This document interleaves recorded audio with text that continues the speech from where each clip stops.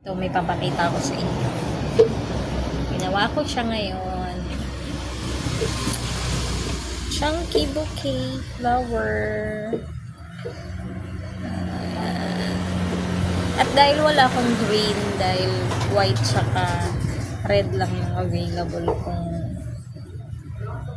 chunky na natira. Ito. Yung pin nito, fuzzy wire yung nilagay ko. Fuzzy wire yan. Mas madali siya. Tsaka mas na-align ko yung pagka-green niya kesa sa chunky na medyo malambot. Para medyo nakalitaw-litaw siya. Cute. Diba? Yung nakaraan na ginawa ko, color brown to, then white to. Tapos red yung flower. Nabili siya kinabukasan agad. 250 lang yung bigay ko sa isang ganito nung first buyer natin. Yan. Sobrang cute. May mga yarn na dumidikit.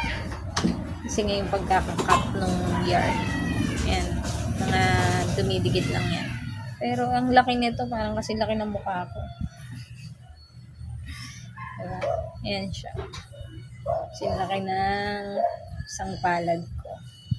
Then yung laki niya ay mas malaki sa palad ko dito.